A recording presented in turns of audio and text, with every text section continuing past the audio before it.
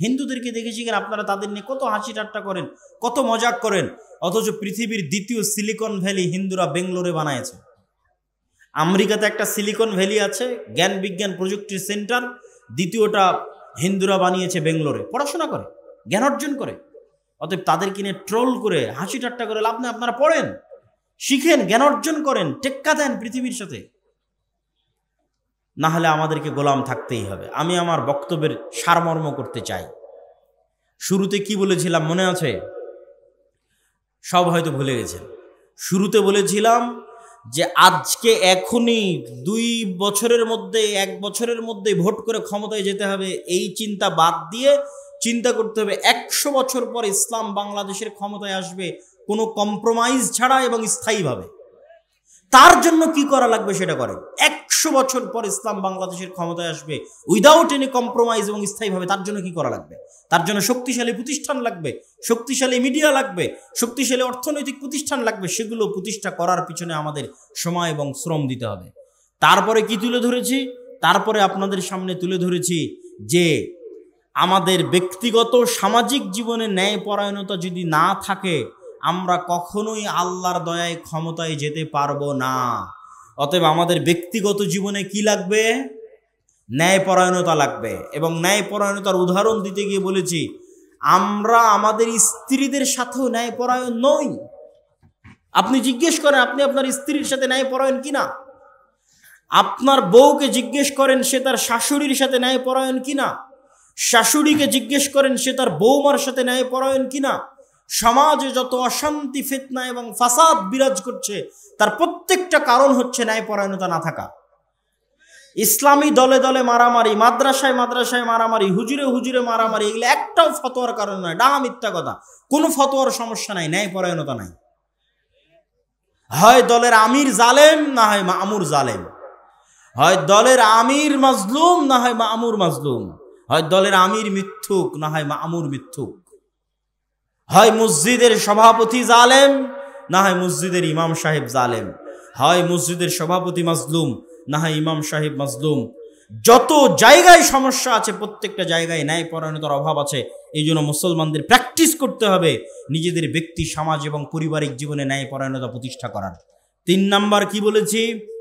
আমাদেরকে আমাদের দিনের উপর কট্টর হতে হবে এবং কলোনিয়াল মাইন্ড সেট আপ, 190 বছর ব্রিটিশদের যে গোলামি করেছি ওই গোলামি করতে গিয়ে আমাদের রক্তের মধ্যে ঢুকে গেছে যে যার দাড়ি চাছা সে স্মার্ট আর যার মুখে দাড়ি আছে সে আনস্মার্ট।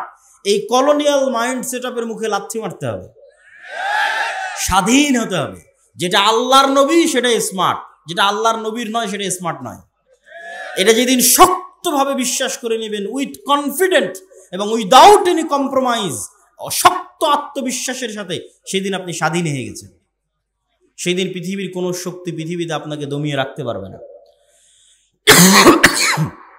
4 নাম্বার কি বলেছি?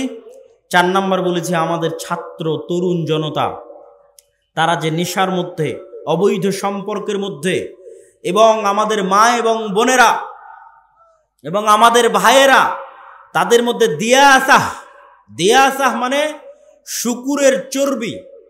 শুকুর অপবিত্রতা, অপরিচ্ছন্নতা, নোংরামি পছন্দ করে। শুকুর তার নিজের বিষ্ঠা, নিজের মল চেটে খায়, লজ্জা নাই। এই শুকুরের চর্বিকে বলা হয় দিয়াসাহ।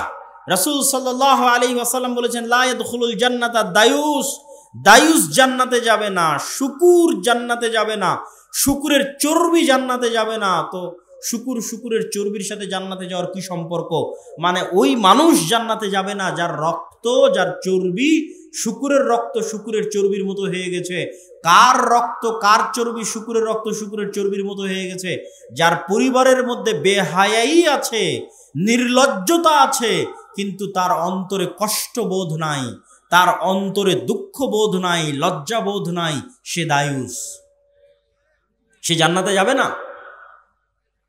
আপনি দায়ুস হলে সমস্যা কি? আমি যদি দায়ুস হই তাহলে সবচেয়ে বড় সমস্যা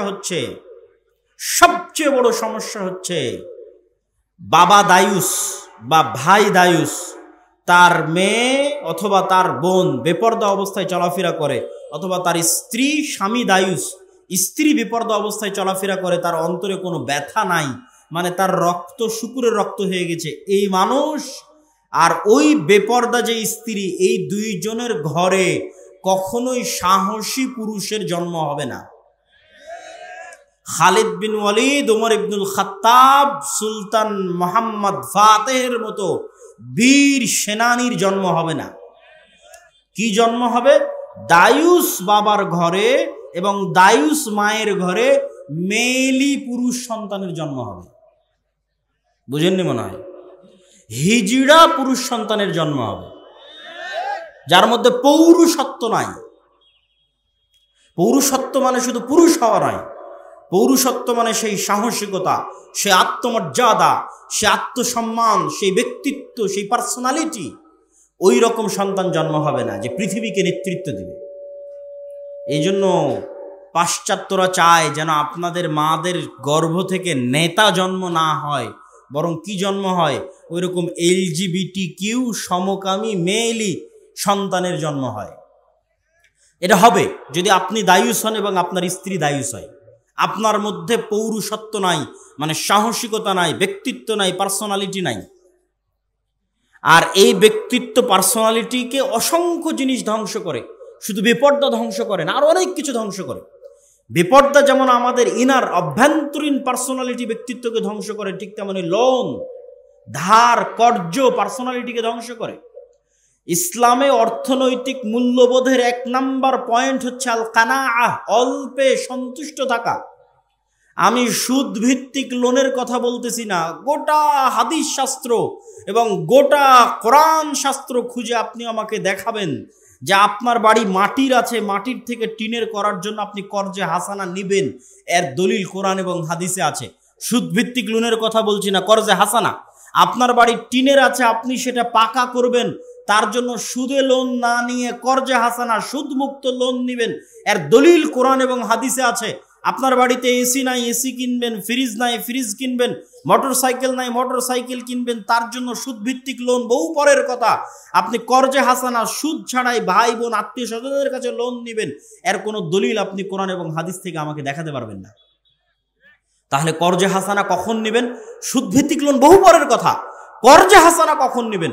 যখন মরে যাচ্ছেন, অপারেশন থিয়েটারে আছেন, টাকা নাই, অপারেশন না হলে, টাকা না ব্যবস্থা করতে পারলে ছেলে মারা যাবে, তখন কর্জে হাসানা চাইতে পারবেন। আমি যদি বুঝাতে না পারি তাহলে এটা আমার ব্যর্থতা। কেন? আপনি সুদ ভিত্তিক লোন বহু পরে, আপনি আরেকজনের কাছে আজ চাইতে গেলেন, ভাই আমাকে 5,000 টাকা ধার দাও, আমি হচ্ছি মাটির বাড়ি ভেঙে টিনের বাড়ি করতেছি, 5,000 টাকা আপনাকে ধার দিল। পরের দিন আপনি সেই টাকা পরিশোধ করতে পারলেন না, আপনার অন্তরে খারাপ লাগতেছে, পরিশোধ করতে পারতেছেন না। তারপরের দিন মিথ্যার আশ্রয় নেবেন, নিবেন না? নিবেন না? মিথ্যার আশ্রয় নিবেন না? নিবেন না? মিথ্যার আশ্রয় নেবেন। যেই দিন থেকে মিথ্যা বলা শুরু করলেন, ওই দিন থেকে আপনার ব্যক্তিত্ব নষ্ট হয়ে গেল, আপনার পৌরুষত্ব নষ্ট হয়ে গেল, আপনার আত্মমর্যাদা, আত্মসম্মান নষ্ট হয়ে গেল। আপনি এখন আর পূর্ণ মুসলিম থাকতে পারবেন না, আপনি বিক্রি হয়ে গেছেন, মুনাফিক হয়ে গেছেন। পরের দিন আপনার ছেলেকে মিথ্যা বলা শিখাবেন, তারপরের দিন আপনার বউকে মিথ্যা বলা শিখাবেন, পুরো পরিবার মিলে বেহায়া হয়ে যাবে, পুরো পরিবার মিলে আত্মমর্যাদাহীন, ব্যক্তিত্বহীন, থার্ড ক্লাস পরিবারে পরিণত হয়ে যাবে। সুতরাং ওই পরিবার থেকে বীর মুজাহিদের জন্ম হবে না, বীর সাহসী পুরুষের জন্ম হবে না। কেন? মিথ্যার আশ্রয় নিচ্ছে পুরো ফ্যামিলি। এই জন্য আল্লাহ নবী বলেছে, খবরদার তোমরা ধার কর্জ লোনের ধারে কাছে যেও না। সুদ ভিত্তিক তো বহু পরে, আমি কর্জে হাসানার কথা বলতেছি, এখন যেই কথাগুলো বলতেছি এগুলো কর্জে হাসানা, সুদ ছাড়া। সুদ সহ নেওয়া আরো পরে, সুদ ছাড়াই আপনি কর্জ নেবেন কখন? যখন মরে যাচ্ছেন তখন, তাছাড়া নয়। তাহলে কি থাকবে?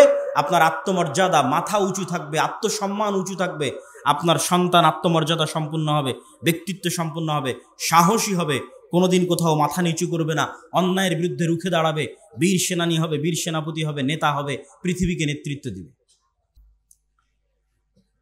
তো ইসলামের এই সামগ্রিক বিজয় কিভাবে সম্ভব? আপনাদের অনেকের কাছে শর্টকাট উত্তর থাকবে যে ভোটের রাজনীতিতে অংশগ্রহণ করলেই ইসলামের সামগ্রিক বিজয় সম্ভব। মানুষকে আমরা মোটিভেট করব যে ভোট দিতে হবে, আমাকে ভোট দিলে আমি ক্ষমতায় গিয়ে ইসলাম প্রতিষ্ঠা করব। আমি এই মতবাদের বিরোধিতা করছি না, কিন্তু আমি আপনাকে বুঝাতে চাচ্ছি যে এখন যারা ক্ষমতায় আছে তারা কি ভোটের মাধ্যমে ক্ষমতায় এসেছে? আসেনি। আর জুলাই আগস্টে যে ছাত্র জনতা মারা গেল তাদের বেশিরভাগই ছিল ধর্মকেন্দ্রিক, ধর্মপ্রাণ, যারা জীবন দিয়েছে। কিন্তু এখন যে সরকার গঠিত হলো, এই সরকারে ইসলামপন্থীদের শক্তিশালী কোনো স্টেক নাই। কেন নাই? তাহলে ইসলামপন্থীরা জীবন দিল, তাদের স্টেক নাই। তার কারণ হচ্ছে ইসলামপন্থীদের এরকম জনস্রোত আছে, লক্ষ লক্ষ ভোটার আছে, পঙ্গপালের মতো কোটি কোটি জনতা আছে, ভক্ত সমর্থক আছে। কিন্তু ইসলামপন্থীদের প্রতিনিধিত্ব করবে এরকম শক্তিশালী কোনো প্রতিষ্ঠান নাই, ইনস্টিটিউট নাই। সরকার যখন বিদায় নিল তখন অটোমেটিক যেখান থেকে ক্ষমতার শূন্যতা তৈরি হয়, ওই শূন্যতাটা রাষ্ট্রে এক্সিস্ট করে এরকম শক্তিশালী প্রতিষ্ঠানগুলো পূরণ করে। যখন স্বৈরাচার চলে গেছে তখন বাংলাদেশের সবচেয়ে শক্তিশালী প্রতিষ্ঠান বাংলাদেশ সেনাবাহিনী, তারা ওই শূন্যতাটা পূরণ করেছে। এরকম আরো অসংখ্য শক্তিশালী প্রতিষ্ঠান আছে, শক্তিশালী মিডিয়া প্রতিষ্ঠান প্রথম আলো, ডেইলি স্টার, শক্তিশালী অর্থনৈতিক প্রতিষ্ঠান ব্র্যাক, গ্রামীণ ব্যাংক, শক্তিশালী মানবাধিকার প্রতিষ্ঠান অধিকার। যাদের বাংলাদেশে শক্তিশালী প্রতিষ্ঠান ছিল তাদের লক্ষ লক্ষ কোটি কোটি পঙ্গপাল স্রোতের মতো ভোটার না থাকলেও রাষ্ট্রে যখন ক্ষমতার শূন্যতা তৈরি হয়েছে তখন ক্ষমতার শূন্যতা তারা পূরণ করেছে। জীবন দিয়েছে ইসলামপন্থী ছাত্র জনতা সাধারণ, আর ক্ষমতার শূন্যতা পূরণ করেছে ডেইলি স্টার, প্রথম আলো, ব্র্যাক, গ্রামীণ ব্যাংক, অধিকার ইত্যাদি অসংখ্য এনজিও এবং অসংখ্য অর্থনৈতিক, সামাজিক এবং মিডিয়া প্রতিষ্ঠান। কিন্তু মুসলমানদের প্রতিনিধিত্ব করবে এরকম শক্তিশালী কোনো মিডিয়া নাই, মুসলমানদের প্রতিনিধিত্ব করবে এরকম শক্তিশালী কোনো অর্থনৈতিক প্রতিষ্ঠান নাই, মুসলমানদের প্রতিনিধিত্ব করবে এরকম শক্তিশালী কোনো ইনস্টিটিউট নাই। তাহলে পঙ্গপালের মতো কোটি কোটি ভোটার থেকেও লাভ নাই। তার প্রমাণ হচ্ছে 5ই আগস্টে ইসলামপন্থীরা সরকার গঠন করতে পারেনি। আপনি যদি মনে করেন আমি এখনই নির্বাচন করে এখনই ক্ষমতায় যাব, তাহলে এতটুকু নিশ্চিত থাকেন যে আপনি যদি 90% ভোটও পান জনগণের দিয়া, যদি আপনি ক্ষমতায় যান এবং ইসলাম প্রতিষ্ঠা করার চেষ্টা করেন, আগামী 5 বছর পর আপনি থাকবেন না। এটা হচ্ছে যখনই আপনি শর্ট টার্ম পরিকল্পনা করে সামনে আগাবেন। মুসলমানদের সবচেয়ে বড় সমস্যা হচ্ছে মুসলমানেরা ক্ষণস্থায়ী স্বল্প মেয়াদী পরিকল্পনা করে, দীর্ঘস্থায়ী সুদূর প্রসারী কোনো পরিকল্পনা মুসলমানদের নাই। আমাকে এখনই ক্ষমতায় যেতে হবে, এখনই লক্ষ লক্ষ মানুষ ভোট দিয়ে আমি ক্ষমতায় চলে যাব, কিন্তু আমি এখনই লক্ষ লক্ষ মানুষের ভোটে ক্ষমতায় গেলে 5 বছর পর যারা ক্ষমতায় থাকবো না, এটা আমার মাথায় নেই। আমার তো এই চিন্তা করা উচিত যে আমি ইসলামকে বাংলাদেশে যেই দিন ক্ষমতায় নিয়ে যাব সেই দিন দুটো জিনিস ঘটবে। এক, উইদাউট এনি কম্প্রোমাইজ ইসলাম বাংলাদেশের ক্ষমতায় আসবে। 2, চিরস্থায়ীভাবে আসবে। 2 বছরের জন্য, 5 বছরের জন্য নয়, স্থায়ী। এটা হচ্ছে ইসলামের থিওরি। ইসলাম চায় এভাবে ক্ষমতায় আসতে, চুক্তিবদ্ধ হয়ে নয়, তোমার সাথে কম্প্রোমাইজ করে নয়, আদর্শগত কম্প্রোমাইজ করে এবং সময়গত কম্প্রোমাইজ করে ইসলাম ক্ষমতায় আসতে পারে না। ইসলাম ক্ষমতায় আসবে আইডিওলজিক্যাল উইদাউট এনি কম্প্রোমাইজ এবং স্থায়ীভাবে। তো মুসলমানদের সমস্যা হচ্ছে তারা স্বল্প মেয়াদী কাজ করে এবং রিয়্যাক্ট করে। অন্যরা সুদূর প্রসারী 100 বছরের পরিকল্পনা করে কাজ করে। তো 100 বছরের পরিকল্পনা করে যে কাজ করতেছে ওই কাজের একটা অংশ হঠাৎ করে আপনার সামনে প্রকাশ পেয়ে গেছে। হঠাৎ করে যখন আপনার সামনে প্রকাশ পেয়ে গেছে তখন আপনারা এরকম লক্ষ জনতা লিল্লাহি তাকবীর আল্লাহু আকবার বলে রাস্তায় নেমে গেলেন। এটাকে বলে রিয়্যাক্ট করা। আপনি সুদূর প্রসারী কোনো পরিকল্পনা তো করতে পারেন না, ওরা সুদূর প্রসারী পরিকল্পনা করছে। ওদের পরিকল্পনার কোনো অংশ যখন প্রকাশ পেয়ে যাচ্ছে আর আপনার কাছে মনে হচ্ছে এটা ইসলাম বিরোধী, তখন আপনি শুধু প্রতিক্রিয়া দেখালেন, রিয়্যাক্ট করলেন, মিছিল, মিটিং, বক্তব্য, লিল্লাহি তাকবীর, আল্লাহু আকবার দিয়ে ওই পর্যন্তই শেষ। আপনি যে আবার পাল্টা কোনো সুদূর প্রসারী পরিকল্পনা করবেন, এটা নাই। এই দুটো জিনিস না থাকার কারণে এবং মুসলমানদের মধ্যে এই জ্ঞানের অভাব আছে যে রাষ্ট্রে ইসলাম ক্ষমতায় আসলে সে কি উপকারটা পাবে। পাশ্চাত্য মিডিয়া মুসলমানদেরকে ভয় দেখায় যে ইসলাম যদি ক্ষমতায় আসে তাহলে দেখো এরকম ভয়াবহ চিত্র। কি ভয়াবহ চিত্র? এই দেখো, দোররা মারা হচ্ছে, হাত কাটা হচ্ছে, রজম করা হচ্ছে, এরকম ভয়াবহ চিত্র তোমরা কি তোমাদের দেশে দেখতে চাও? তখন মানুষ ভীত সন্ত্রস্ত হয়ে যায়। কিন্তু ইসলামের এটিই যে একমাত্র চেহারা নয়, বরং ইসলামের আরেকটা চেহারা আছে, যে ইসলাম যদি রাষ্ট্র ব্যবস্থায় প্রতিষ্ঠিত হয় তাহলে এটি হবে পৃথিবীর সর্বশ্রেষ্ঠ কল্যাণমূলক, মানবসেবী, ন্যায়পরায়ণ, ইনসাফ প্রতিষ্ঠাকারী রাষ্ট্র। এই জিনিসগুলো প্রত্যেকটার অসংখ্য ব্যাখ্যা আছে।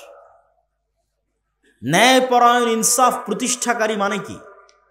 ন্যায়পরায়ণতা কি? ইনসাফ কি? মুসলমানেরা তো এই ছোট্ট জিনিসটাই জানে না যে ন্যায়পরায়ণতা কি। তাহলে সে কেমনে বুঝবে যে একটা ন্যায়পরায়ণ রাষ্ট্র কেমন হয়? এটা সে কল্পনা, আপনার কল্পনার দৃষ্টিতেও আপনারা দেখতে পারেন না যে ন্যায়পরায়ণ ভিত্তিক রাষ্ট্র কিরকম হতে পারে। কেন? মুসলমানদের ব্যক্তি জীবনে ন্যায়পরায়ণতা নাই। মুসলমানেরা ইসলামের বাহ্যিক যে রিচুয়ালস, বাহ্যিক যে আমল আখলাক, আনুষ্ঠানিকতা, সেটিকে ইসলাম মনে করে আমার মুখে দাড়ি আছে আমি মুসলিম, আমার মাথায় টুপি আছে আমি মুসলিম, আমি দান করলাম দানবীর আমি মুসলিম, আমি হজ করে আসলাম আমি হাজি, আমি তাহাজ্জুদের সালাত আদায় করি আমি নামাজি। কিন্তু সে তাহাজ্জুদের সালাত আদায় করার পরেও, নামাজি, হাজি, দানবীর হওয়ার পরেও সে যে মুনাফিক, এটা কিন্তু সে কোনোদিন বুঝতে পারেনি। কিভাবে মুনাফিক? রাসূলুল্লাহ সাল্লাল্লাহু আলাইহি ওয়াসাল্লাম বলেন, আরবাউন মান কুন্না ফিহি, চারটা বৈশিষ্ট্য যার মধ্যে থাকবে সে মুনাফিকান খালিসা, নিষ্কলুষ, নির্ভেজাল, খাঁটি মুনাফিক। এক, ইদা হাদ্দাসা কাযাবা, যখন কথা বলে মিথ্যা বলে, ওয়াইদা ওয়াদা আখলাফা, যখন ওয়াদা করে ভঙ্গ করে, ওয়াইদা তুমিনা খানা, যখন আমানত রাখা হয় আমানতের খেয়ানত করে। স্কুলের প্রিন্সিপাল, এই দায়িত্ব আমানত। মাদ্রাসার মুহতামিম, এই দায়িত্ব আমানত। ইউনিয়নের চেয়ারম্যান, এই দায়িত্ব আমানত।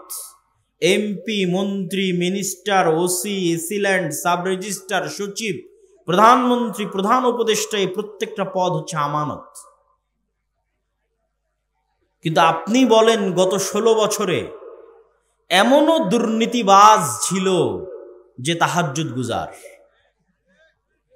কথা বলেন না যে? এমনও দানবীর ছিল যে প্রশ্ন ফাঁস করে সেই টাকা আল্লাহর রাস্তায় দান করেছে। তাহলে সে কি বুঝেছে ইসলামকে? সে ইসলামকে বুঝেছে এটা বাহ্যিক আচার আনুষ্ঠানিকতার একটা দিন। আমি বাহ্যিকভাবে সালাত আদায় করব, হজ করব, উমরা করব, অতএব আমি মুসলিম। কিন্তু আল্লাহর নবী তো বলে গেছে সে মুনাফিক। কেননা তাকে যে প্রশ্ন রক্ষা করার দায়িত্ব দেওয়া হয়েছিল, ওই দায়িত্বের সাথে সে কি করেছে? খেয়ানত করেছে। তাহলে আল্লাহর নবীর কথা অনুযায়ী সে নিষ্কলুষ, নির্ভেজাল, খাঁটি মুনাফিক। তাহলে মুসলমানদের ব্যক্তি জীবনে ন্যায়পরায়ণতা নাই, তাহলে সে কেমনে কল্পনা করবে একটা ন্যায়পরায়ণতা ভিত্তিক শাসন ব্যবস্থা? আমাদের ব্যক্তি জীবনে ন্যায়পরায়ণতা নেই। রন্ধ্রে রন্ধ্রে আমাদের সমাজ এবং রাষ্ট্র ব্যবস্থার প্রত্যেকটা সেক্টরে দুর্নীতি তথা মুনাফিকি তথা আমানতের খেয়ানতে পরিপূর্ণ। কিন্তু গত 16 বছর এরকম প্রত্যেকটা জালসা, ইসলামী সম্মেলন, অনুষ্ঠানের প্রধান অতিথি, বিশেষ অতিথি এমন কোনো OC, AC land, sub registrar, MP, মন্ত্রী ছিল না যারা না দানবীর ছিল, না হাজি ছিল, না উমরাকারী ছিল, না সালাত আদায়কারী ছিল। এরকম কোনো না কোনো বৈশিষ্ট্য না হয় মসজিদ কমিটির সভাপতি না হয় মাদ্রাসা কমিটির সভাপতি, সেক্রেটারি, না হয় জালসার প্রধান অতিথি, না হয় সভাপতি। মানে এমন কোনো ইসলামী কাজ ছিল না যে ইসলামী কাজে সম্পৃক্ত তারা ছিল না, কিন্তু প্রত্যেকেই তারা নিজ নিজ দায়িত্বে আমানতের সাথে খেয়ানত করেছে, মানে তারা মুনাফিক। ঠিক আমি শুধু তাদেরকে গালি দিচ্ছি তা নয়, আপনারা এবং আমরা আমাদের ব্যক্তিগত জীবনে পরীক্ষা করতে পারি যে আপনার বাবা অথবা আপনি অথবা আপনার দাদা, আপনার বাবা তার বোনকে, তথা আপনার বাবা আপনার ফুফুকে, অথবা আপনি আপনার বোনকে বাবার সম্পত্তিতে ওই জায়গাটা দিয়েছেন যেই জায়গাটা কম দামি, পানিতে ডুবে থাকে, অথবা দেননি, কিন্তু আপনি তাহাজ্জুদ গুজার, আপনি হাজি, আপনি দাড়িওয়ালা, আপনি মাথায় টুপি, মাদ্রাসা মসজিদের কমিটির সভাপতি, সেক্রেটারি, মসজিদে প্রথম কাতারে, কিন্তু আপনি তো মুনাফিক। কেননা আপনি ন্যায়ের সাথে আপনার বোনের মুআমালাটা সমাধান করেননি, আপনার মধ্যে ন্যায় পরায়ণতা নেই, আপনি মুনাফিক। তো আমরা আমাদের ব্যক্তি জীবনেও, আমাদের রাষ্ট্রীয় এবং সামাজিক জীবনের কোনো স্তরে ন্যায় পরায়ণ নই, তাহলে আমি কেমনে বুঝবো যে ইসলামী রাষ্ট্র ব্যবস্থা কেমন হতে পারে, ইসলামী রাষ্ট্র ব্যবস্থা কতটা ন্যায় ভিত্তিক, কতটা সুষম, কতটা ইনসাফ ভিত্তিক হতে পারে? এটা এই ধরনের গণতান্ত্রিক সেকুলারিজম আর লিবারালিজমের বাংলাদেশে আপনি চোখেও দেখতে পাবেন না। ওইটা একমাত্র ইসলামই দিতে পারবে। কিন্তু ওই ইসলাম যদি ক্ষমতায় আনতে হয়, তাহলে যেমন আপনাদের এরকম শক্তিশালী প্রতিষ্ঠান লাগবে, ঠিক আমাদের ব্যক্তি জীবনের সততা এবং ন্যায়পরায়ণতা লাগবে। কেননা আপনার মাধ্যমেই তো ইসলাম ক্ষমতায় আসবে। তা আল্লাহ সুবহানাহু ওয়া তাআলা নিজে ন্যায়পরায়ণ, সারা পৃথিবীর সকল ক্ষমতার একচ্ছত্র মালিক তিনি তার দয়ায় আপনাকে ক্ষমতা দিবেন। আর আপনার মধ্যে ন্যায়পরায়ণতা নাই, তাহলে আল্লাহ কেমনে দিবে? কেন আল্লাহ তো ন্যায়ের সাথে পৃথিবী পরিচালনা করে, আল্লাহ তার ক্ষমতা ন্যায়ের সাথে পৃথিবীতে প্রতিষ্ঠিত করে। তাহলে আল্লাহ তাকে কখনোই ক্ষমতা দিতে পারে না যার নিজের মধ্যে ন্যায়পরায়ণতা নাই। আপনি জোর করে ক্ষমতা দখল করে নেবেন সেটা ভিন্ন কথা, আল্লাহ আবার জোর করে ছিনিয়েও নিবে, যেমনটা আল্লাহ ছিনিয়ে নিয়েছে। দেখছেন সিরিয়াতে আল্লাহ সুবহানাহু ওয়া তাআলা ছিনিয়ে নিল 11 দিনে, আপনাদের এখানে নিয়েছে 36 দিনে, সিরিয়াতে নিয়ে নিয়েছে 11 দিনে, আপনাদের চেয়ে তো কম সময়ের মধ্যে। সুতরাং কুলিল্লাহুম্মা মালিকাল মুলকি তুতিল মুলকা মান তাশা, একচ্ছত্র ক্ষমতার মালিকানা কার হাতে? আল্লাহর হাতে। তো আল্লাহ যদি মনে করে তার দয়ায় আল্লাহ তার বাছাইকৃত বান্দাদেরকে ক্ষমতা দিবে, তাহলে অবশ্যই আল্লাহর সেই বাছাইকৃত বান্দাদেরকে আল্লাহর দয়া পাওয়ার উপযুক্ত হতে হবে। আর সেই দয়া পাওয়ার উপযুক্ত হওয়ার 1 নম্বর শর্ত, তাদের ব্যক্তিগত, পারিবারিক, সামাজিক জীবনে ন্যায়পরায়ণতা থাকতে হবে, তাহলে সে নেতা হতে পারবে। ন্যায়পরায়ণ এবং সত্যবাদী হওয়া ছাড়া you can't be a leader. আপনি আল্লাহর দৃষ্টিতে নেতা হতে পারবেন না। আমাদের নবী মুহাম্মদ সাল্লাল্লাহু আলাইহি ওয়াসাল্লাম যদি সত্যবাদী না হতেন, ন্যায়পরায়ণ না হতেন, আবু সুফিয়ান কখনোই আল্লাহর নবীর হাতে ইসলাম গ্রহণ করতো না। 2 নম্বর মানুষের কাছে, দুর্নীতিবাজ মানুষের কাছে, মিথ্যুক মানুষের কাছে কেন আমি ইসলাম গ্রহণ করব? আবু সুফিয়ানও জানে যে মুহাম্মদ সাল্লাল্লাহু আলাইহি ওয়াসাল্লাম একজন সচ্চা, ন্যায়পরায়ণ, একনিষ্ঠ, আমানতদার মানুষ, সে তার দাবিতে সত্যবাদী, এটা আবু সুফিয়ানও জানে।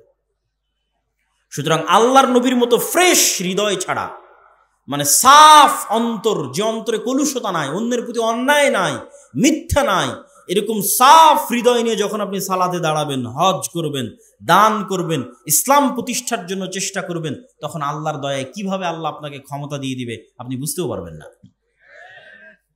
আজকে আফগানিস্তানে যারা ক্ষমতায় এসেছে, তাদের ক্ষমতায় আসার সবচেয়ে বড় সিক্রেট হচ্ছে ন্যায়পরায়ণতা। ক্ষমতায় আসার পরের দিনে আমিরুল মুমিনিন বলে দিয়েছে, যতজন যত জায়গায় দায়িত্বশীল আছে তাদের কারো সন্তান সরকারি চাকরি করতে পারবে না। কি ভয়ঙ্কর ন্যায়পরায়ণতা! যে যতজন যত জায়গায় পদাধিকার বলে দায়িত্বশীল আছে, তাদের কারো সন্তান কি করতে পারবে না? সরকারি চাকরি করতে পারবে না। এর নাম ন্যায়পরায়ণতা। তারা নিজেদের মধ্যে ন্যায়পরায়ণতা প্রতিষ্ঠা করেছে, আল্লাহ তাদেরকে ক্ষমতা দিয়েছে। আর আমরা বাঙালি মুসলমানেরা যেহেতু 190 বছর ব্রিটিশদের গোলাম ছিলাম, ফলত আমাদের রক্তের মধ্যে মিথ্যার দুর্নীতি মিশে আছে। এই যতক্ষণ আমরা এই মিথ্যার দুর্নীতি থেকে নিজেকে মুক্ত না করতে পারবো, আপনি বিদেশে যান, আমেরিকায় যান, ইউরোপে যান, বাঙালিরা সেখানে গিয়েও মিথ্যা কথা বলতেছে। সেখানকার সরকার গভর্নমেন্টের কাছেও অতিরিক্ত ফায়দা অর্থ ইনকামের জন্য মিথ্যা বলতেছে। তখন লজ্জায় মাথা নিচু হয় যে যেই জাতি খ্রিস্টানের কাছে, ইহুদির কাছে একটা টাকা বেশি পাওয়ার জন্য মিথ্যা বলতে পারে, সে কখনোই স্বাধীন হতে পারে না। তার ভাগ্যে জিল্লতি এবং গোলামি আছে, জিল্লতি এবং গোলামি তাকে বহন করতে হবে, অপমান এবং দাসত্ব আছে, বহন করতে হবে। আপনি স্বাধীন তখন যখন আপনি সত্যবাদী এবং ন্যায়পরায়ণ। বাংলাদেশে গণতন্ত্র কেন কাজ করে না আর আমেরিকা এবং ইংল্যান্ডে গণতন্ত্র কেন কাজ করে? আমেরিকা এবং ইংল্যান্ডের প্রতিষ্ঠানগুলো শক্তিশালী, আর বাংলাদেশে যেই ক্ষমতায় আসে সে বিচার ব্যবস্থা, পুলিশ, আইন ব্যবস্থা সবগুলোকে নিজের পকেটের মধ্যে ঢুকিয়ে ফেলে। ফলত সবাই মেরুদণ্ড বিক্রি করে দেয় টাকার কাছে, নারীর কাছে। যত ওসি, ডিসি, এসপি, মন্ত্রী, সচিব আছে, কারো মাজা সোজা নয় যে সত্যবাদী হবে, ন্যায়পরায়ণ হবে, এটা না, বিক্রি হয়ে যায়। তাহলে আমরা যতক্ষণ না একটা সত্যবাদী ন্যায়পরায়ণ প্রজন্ম তৈরি করতে না পারবো, যারা টাকার কাছে মাথা নত করবে না, ক্ষমতার চাপের প্রেশারের কাছে মাথা নত করবে না, এরকম একটা প্রজন্ম তৈরি করলেই তো দেশ পরিবর্তন হয়ে যায়। কিন্তু মুসলমানেরা এই জিনিসটাই তো বুঝেনি যে ইসলাম মানে কি। তারা তো মনে করেছে ইসলাম মানে আমি বাহ্যিকভাবে নামাজ দেখাবো, দাড়ি দেখাবো, দান দেখাবো, এই ধোকার খেলা চলতে থাকবে। কিন্তু এটা যে মুনাফিকি, সেটা আজকে আমি আপনাদের সামনে প্রকাশ করে দিলাম যে এটা হচ্ছে মুনাফিকি। এই মুনাফিকি থেকে আমাদের বেরিয়ে আসতে হবে। সম্মানিত উপস্থিতি, তাহলে আমাদের জন্য করণীয় কি? আমাদের জন্য দুইটা করণীয়। যে কারণগুলো তুলে ধরলাম সেগুলো তো তুলে ধরলাম, দুইটা করণীয় বলি। এক, নিজের দিনের উপর কট্টর হওয়া ছাড়া আপনি প্রকৃত স্বাধীনতা কখনোই পাবেন না। নিজের দিনের উপর কট্টর হওয়া মানে আপনার পাশের দেশ, এখান থেকে 2 কিলোমিটার 5 কিলোমিটার পরে ভারত। আপনারা সবাই জানেন যে হিন্দুত্ববাদ একটি স্পষ্ট ভ্রান্ত মতবাদ। এইরকম স্পষ্ট ভ্রান্তির উপরে তারা কতটা উগ্র, কতটা অ্যাগ্রেসিভ, কতটা কট্টর, কল্পনার বাইরে। আমাদের যুবক ছেলেপেলে ফেসবুকে ট্রল করতেছে যে তারা চট্টগ্রাম নিয়ে নেবে। এটা ট্রল করার নয়, তারা সত্যিকারই এতটা উগ্র যে মন থেকে তারা বিশ্বাস করে যে অখণ্ড ভারত প্রতিষ্ঠা করতে হবে। চট্টগ্রাম, রংপুর, গাইবান্ধা, রাজশাহী, খুলনা, বরিশাল, ঢাকা, এগুলো সব তাদের লাগবে, মন থেকে বিশ্বাস করে। ভ্রান্তির উপর থাকার পরও কি পরিমাণ কট্টর হতে পারে। গুজরাতের কসাই 2002 সালে হাজারো মুসলমানের রক্ত যার হাতে রঞ্জিত, তাকে পৃথিবীতে কেউ জঙ্গি সন্ত্রাসী বলে নিষিদ্ধ করতেছে না, সে বহাল তবিয়তে প্রধানমন্ত্রী। আর মুসলমানেরা কোথায় একজনকে গ্রেফতার করেছে, তাই সারাদিন সারা পৃথিবীকে বুঝাতে হচ্ছে আমরা খুব ভালো, আমরা সেকুলার, আমরা সংখ্যালঘুদের গুরু নিরাপত্তা দিই, ডট ডট বলতে বলতে মুখের ফেনা তুলে দিচ্ছে, তাও দুনিয়ার কেউ বিশ্বাস করে না। কেননা তারা বেশি সেকুলার, মুসলমানেরা বেশি সেকুলার। তাদের এক গালে যদি আপনি মারেন তাহলে এরা আর এক গাল পাতি দিয়ে বলবে এই গালটা তো মেরে নাও। কিন্তু আপনি যান ইসরায়েলে, ইসরায়েল গত 24 ঘন্টায় সিরিয়ার 500টা অস্ত্রাগার, গবেষণাগারে হামলা করেছে। ইসরায়েল কাউকে জিজ্ঞেস করেছে যে আমি হামলা করতেছি সিরিয়াতে, আমাকে অনুমতি দাও? আমেরিকাকে জিজ্ঞেস করেনি। ড্যাম কেয়ার, পরোয়া করে না। সে কট্টর, তার নিজের দিনের উপর কট্টর, অ্যাগ্রেসিভ, উগ্র। যে 500টা জায়গায় বোমা হামলা করতে পৃথিবীর কোনো দেশকে জিজ্ঞাসা করার প্রয়োজন মনে করে না, হেজিটেশন ফিল করে না, দ্বিধা ফিল করে না। ওই ইহুদি জাতিকে আমি কাছ থেকে দেখে আসছি যে 500টা জায়গায় আক্রমণ করতে দ্বিধা ফিল করে না, ও দাড়ি রাখতে দ্বিধা ফিল করবে? ওরা ওদের দিনের উপর এরকম করত, ড্যাম কেয়ার। ওরা দাড়ি রাখার সময় পরোয়া করে না কে জঙ্গি বলবে, কে সন্ত্রাসী বলবে। কিন্তু আপনি আপনার সমাজ, আপনার আশপাশ, পাড়া প্রতিবেশী দাড়ি রাখতে চান, হাজারবার চিন্তা করবেন আমাকে কি করবে, আমাকে ফাঁসিয়ে দিবে, মামলা দিবে, এই সে ডট, অনেক কিছু। এটাকে বলা হয় কলোনিয়াল মাইন্ড সেট আপ। ঔপনিবেশিক দাসত্ব এবং গোলামির একটা ধারা আমরা আমাদের রক্তের মধ্যে বহন করতেছি, আমাদের ব্লাডের মধ্যে। আমরা মানসিকভাবে এখনো স্বাধীন হতে পারি। এই জন্য আমাদের অজান্তে যে আমার সামনে ভালো ইংরেজি বলে সে একজন স্মার্ট, যে ইংরেজি জানে না সে স্মার্ট নয়। আমাদের অজান্তে যে প্যান্ট শার্ট পরে সে স্মার্ট, যে পাঞ্জাবি দাড়ি টুপি পরে সে স্মার্ট নয়। কিন্তু আপনি ইংল্যান্ড থেকে বের হয়ে স্পেন যান, ইতালি যান, ফ্রান্স যান, বিমানবন্দরে পর্যন্ত ইংরেজি নাই। বিমানবন্দরে পর্যন্ত ইংরেজি না। মানে কেন? ওরা জাতিগতভাবে আমাদের চেয়ে মানসিকভাবে স্বাধীন। সে পরোয়া করে না কেন আমি ইংরেজি শিখব, তাকে আমার ফরাসি ভাষা শিখতে হবে, এইরকম মানসিকভাবে তারা উগ্র এবং স্বাধীন, তাহলে আপনার পার্শ্ববর্তী দেশ তার দিনের উপর কট্টর, উগ্র এবং অ্যাগ্রেসিভ এবং ড্যাম কেয়ার, পরোয়া করে না। তারপরে ইসরায়েল তার নিজের দিনের উপর কট্টর, অ্যাগ্রেসিভ, পৃথিবীর কাউকে পরোয়া করে না। অসংখ্য খ্রিস্টান কান্ট্রি, তাদের ওই সমস্ত দল ক্ষমতায় আসতেছে যারা ডানপন্থী কট্টর। তাহলে এত এত কট্টরের মধ্যে আপনি সেকুলার হয়ে বাঁচতে পারবেন না। সেকুলারিজম দিয়ে আপনার বাংলাদেশের স্বাধীনতা টিকবে না, বলে দিলাম। কেননা আপনাকে শুধু কম্প্রোমাইজই করতে হবে, আপনাকে কেউ বিশ্বাস করবে না। আপনিও যদি বাঁচতে চান, বাংলাদেশের স্বাধীনতাকে রক্ষা করতে চান, আপনাকেও আপনার দিনের উপর ড্যাম কেয়ার হতে হবে। আমি আল্লাহর নবীর সুন্নাতের অনুসরণ করি, কোরআন এবং হাদিসের আইন বাংলাদেশে বাস্তবায়ন করি, কার কি করার আছে করে না।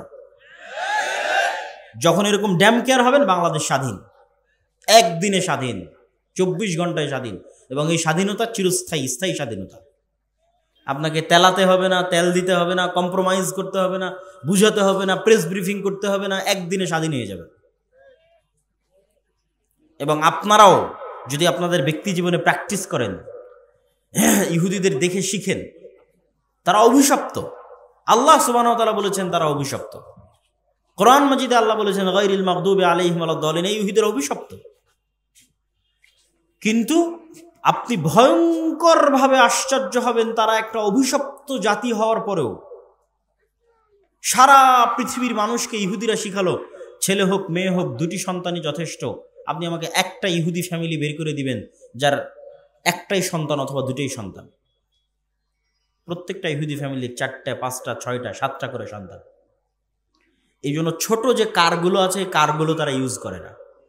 তাদের জন্য বড় হাইস গাড়ি, নহা, যেটাতে 7-8টা সিট আছে, সেই গাড়ি লাগবে। কেননা ফুল ফ্যামিলি যেতে হলে ওই ছোট কারে তো হবে না, এই জন্য বড় গাড়ি বেশি ইউজ করে। সারা পৃথিবীতে ইহুদিরা এই সুদি কারবার প্রচলন করে রেখেছে। কোনো ইহুদির সাথে সুদি লেনদেন করে না, অথচ সারা পৃথিবীর সুদি কারবারের কন্ট্রোল তাদের হাতে।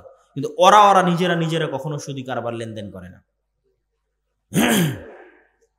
সারা পৃথিবীতে LGBTQ সমকামিতার মতো ভয়ঙ্কর অপরাধ, গুনাহ শিখানোর জন্য কোটি কোটি টাকা তারা ব্যয় করতেছে, কিন্তু প্রত্যেকটা ইহুদি স্কুলে LGBTQ নিষিদ্ধ।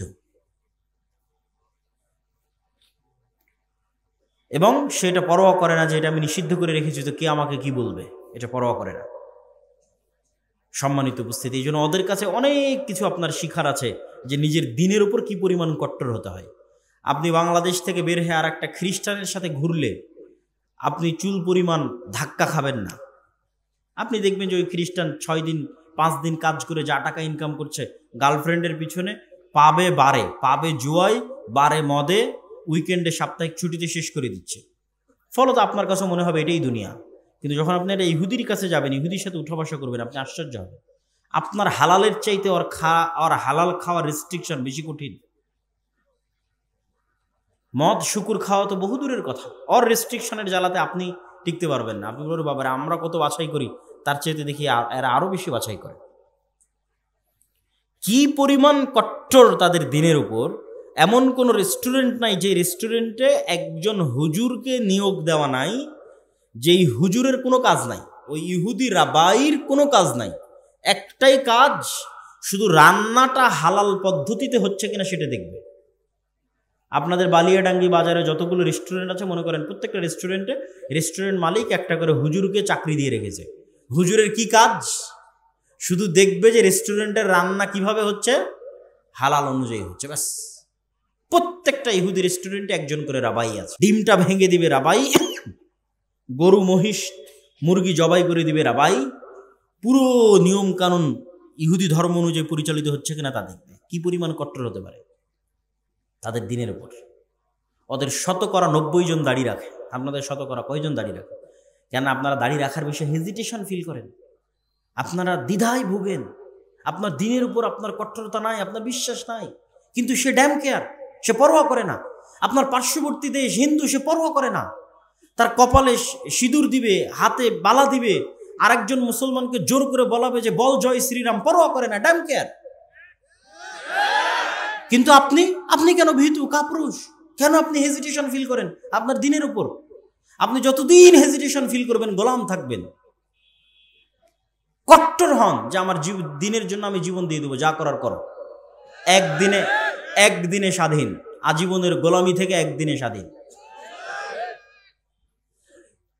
এটা গেল এক নাম্বার, যে আমাদেরকে আমাদের দিনের উপর, আমাদের আল্লাহর নবীর সুন্নতের উপর, আল্লাহ সুবহানাহু ওয়া তাআলার বিধানের উপর উইদাউট এনি কম্প্রোমাইজ কট্টর হতে হবে। কোনো প্রকার ছাড়, মিউ ছাড়া কট্টর হতে হবে। এটা আমার দিন, আমি এটা মানবো, এটা আমি চাই। আপনি স্বাধীন হয়ে যাবেন। তারপরে আমাদের করণীয় কি? তারপরে আমাদের করণীয় হচ্ছে আমাদের যুবক সমাজ, আমাদের ছেলে মেয়েরা, তাদের যুবক সমাজ এবং তাদের ছেলে মেয়েদের চেয়ে পিছিয়ে আছে নেশা, মাদকতা, ডিভাইস আসক্তি, mobile, TikTok, Facebook, reels, video game, free fire, PUBG, মদ, জুয়া, বিড়ি, সিগারেট, গাঞ্জা। এগুলোর মধ্যে আমাদের যুবক এবং ছাত্র সমাজ তাদের চারিত্রিক এবং নৈতিক পদস্খলন ঘটিয়ে ফেলেছে। ফলত তাদের প্রোডাক্টিভিটি নাই। মানুষও একটা মেশিন, এই মেশিনের একটা কাজ আছে, তাকে উৎপাদন করতে হবে। আপনারা যারা গার্মেন্টসে কাজ করেন, সেখানে উৎপাদন হয়, কতটা কাপড় তৈরি হলো গণনা করা হয়। আপনি একটা মেশিন, আপনি কি উৎপাদন করছেন? আমাদের যুবক সমাজ কি উৎপাদন করছে? সে তো শুধু সময় নষ্ট করছে। কিন্তু ওই সমস্ত দেশের যাদেরকে আমরা রোজ সকাল সন্ধ্যা গালি দিচ্ছি, গালি দিয়ে লাভ নাই। তারা তাদের সময়কে নষ্ট করে না, তারা তাদের সময়কে কাজে লাগায়, তারা প্রোডাক্টিভ। আর আল্লাহ সুবহানাহু ওয়া তাআলা পৃথিবীকে যেই সিস্টেমে ডেভেলপ করেছেন, ওই সিস্টেমে যদি একটা হিন্দুও চলে, একটা ইহুদিও চলে, আল্লাহ বাধা দিবেন না। ওই সিস্টেম অনুযায়ী তার কাজ হবে। এই কথাটা মনে হয় বুঝলেন না। আল্লাহ পৃথিবীতে সিস্টেম তৈরি করেছে, আগুন জ্বালায়। আগুন কি করে? ছুরি কাটে। তো এখন একজন যদি আর একজনের উপর ছুরি কাটে, তো 99% সময় আল্লাহ সুবহানাহু ওয়া তাআলা দেখবেন না কাকে কাটছে। অন্যায় ছুরিকে আল্লাহ কাটার কাজ দিয়ে, যেভাবে আল্লাহ পৃথিবী ডেভেলপ করেছে, আর একজন কাটছে, কেটে যাবে। ওই অনেক স্বল্প সময় ইতিহাসে এক একটা দেখানোর জন্য ইব্রাহিম আলাইহিস সালাতু ওয়াস সালামকে আগুনে ফেলে দেওয়া হয়েছে, জ্বলেনি। এক একটা দেখানোর জন্য, আল্লাহর ক্ষমতা, মুজিজা দেখানোর জন্য। কিন্তু আসলে আপনি মুমিনকে ফেলেন, মুসলিমকে ফেলেন, তাহাজ্জুদ গুজারকে ফেলেন, আল্লাহ পৃথিবী ডেভেলপ করেছে এইভাবে যে আগুনে ফেললে আগুন জ্বালিয়ে দিবে। কাকে ফেললো এটা দেখার বিষয় নয়, আগুনে ফেললে জ্বলবে। তো আল্লাহ সুবহানাহু ওয়া তাআলা পৃথিবী ডেভেলপ করেছে যে জ্ঞানে, বিজ্ঞানে, প্রযুক্তিতে যত বেশি এগিয়ে যাবে, পৃথিবীতে ক্ষমতা তার থাকবে। তখন জ্ঞানে খ্রিস্টান আগিয়ে গেল কি মুসলমান আগিয়ে গেল, আল্লাহ সুবহানাহু ওয়া তাআলা এটা দেখবেন না। পরিশ্রম করে জ্ঞানে ইহুদি আগিয়ে গেছে, পৃথিবী ওদের। পরিশ্রম করে জ্ঞানে আমেরিকা এগিয়ে গেছে, পৃথিবী ওদের। মুসলমানের সন্তান পরিশ্রম করে না, মদ জুয়া আড্ডা নিয়ে ব্যস্ত থাকে, তোরা গোলাম। তো আল্লাহর সহযোগিতা, তাহলে বলবেন যে আল্লাহ যে আমাদের ভালোবাসা, সহযোগিতাটা কোথায় আসবে? আসবে যখন আপনি ওই মদ জুয়া নেশা ছেড়ে দিয়ে আপনিও প্রোডাক্টিভ হবেন, আর ডাই হার্ট অন্তর থেকে আপনিও চেষ্টা করতেছেন আমিও সাকসেসফুল হতে চাই। আপনিও জ্ঞান বিজ্ঞান প্রযুক্তির জগতে লড়াই করে যাচ্ছেন, যেই সিস্টেমে আল্লাহ পৃথিবী ডেভেলপ করেছে ওই সিস্টেমে আপনিও দৌড়াচ্ছেন, চেষ্টা করতেছেন অন্তর থেকে। তাহলে একজন ইহুদি অথবা ইসরায়েল অথবা আমেরিকার কাছে শতভাগ সক্ষমতা আছে। শতভাগ সক্ষমতা থাকার পর সে হয়তো 90% চেষ্টা করতেছে। আপনার কাছে 50% সক্ষমতা আছে, আপনিও 90% চেষ্টা করতেছেন। আর 50% সক্ষমতা না থাকলেও আল্লাহ আপনাকে বিজয় করে দিবে। আল্লাহ আপনাকে কি করে দিবে? বিজয় করে দিবে। এই জায়গায় তখন আপনি আল্লাহর দয়া এবং রহমত পাবেন। কিন্তু আপনি যদি চেষ্টা না করেন, তার আগ পর্যন্ত দয়া রহমত পাবেন না, তার আগ পর্যন্ত গোলাম থাকবেন। তাহলে আমাদের যুবক সমাজ এবং ছাত্র সমাজ, ইয়াং জেনারেশন, তাদেরকে অবশ্যই তারা যে অন্ধকার জগতে ফেঁসে আছে, তারা যে জ্ঞানের পিছনে ইনভেস্ট করে না। আমি ইংল্যান্ডে 1 বছর ছিলাম, পার্কে যাই, বিশ্ববিদ্যালয়ে যাই, ট্রেনে উঠি, বিমানে উঠি, বাসে উঠি, কাউকে না কাউকে দেখি বই হাতে নিয়ে পড়তেছে। ওদের দেখে আমি নিজেকে লজ্জিত বোধ করতাম যে সে মুমিন নয়, কিন্তু সে পড়তেছে। সে বেপর্দা অবস্থায় আছে, কাফেরা, সে পড়তেছে, তাহলে আমি একজন মুমিন হয়ে আমি পড়তেছি না? তখন ওদের দেখা দেখে আমিও যাত্রাপথে পড়া শুরু করেছিলাম যে, এবং অনেক বই আমি তখনও ইংল্যান্ডে থাকা অবস্থায় সফরের মধ্যে পড়ে শেষ করেছি। কিন্তু বাংলাদেশে আসার পর এখন পর্যন্ত আর কোথাও দেখলাম না যে একটা মানুষ কোথাও বই হাতে নিয়ে পড়তেছে। তখন আমার মধ্যে থেকে ওই স্বভাবটা হারিয়ে গেছে। তাহলে আমাদের মধ্যে পড়ার এবং জ্ঞান অর্জনের আগ্রহ নাই। আমাদের সাধারণ সেকুলার ছাত্র জনতা তো বহুদূরে থাক, ইসলামপন্থী মানুষজন তাদের সময় নষ্ট করে পারস্পরিক হিংসা বিদ্বেষ, গুতাগুতি, মারামারি, ঠেলাঠেলি, গীবত, পরনিন্দায়। যারা ইসলাম নিয়ে আলোচনা করে তারাও দুইজন যখন একত্রিত হয়, কোরআনের একটা আয়াত নিয়ে আলোচনা কর, কোরআনের হাদিসের একটা, বুখারী শরীফের একটা হাদিস নিয়ে আলোচনা কর, দিনের একটা বিষয় নিয়ে আলোচনা কর। না, কোন হুজুর কোন বক্তায় কি বলল, কে কোথায় ফেসবুকে কি কমেন্ট করেছে, কার বিরুদ্ধে কে লাগলো, এক জায়গায় একত্রিত হলে সেগুলো নিয়ে গল্প শুরু হয়ে গেল। সময় নষ্ট, প্রোডাক্টিভিটি নষ্ট। অতএব হে যুবক সমাজ, হে ছাত্র ভাইয়েরা, আমরা যদি আমাদের সময়কে সঠিকভাবে কাজে না লাগাই, জ্ঞান অর্জন না করি, তাহলে আমরা কখনোই পৃথিবীতে আর 10টা জাতির সাথে পাল্লা দিয়ে স্বাধীন হতে পারবো না। গোলাম থাকতে হবে, গোলাম আছি, গোলাম থাকতে হবে। আমি চেষ্টা না করলে আল্লাহ রাস্তা দেখাবে না। অতএব আমাদের জাতির মুক্তির জন্য কাউকে না দেখে হলে অন্তত আপনার পাশে যারা আছে তাদের দেখে শিখেন।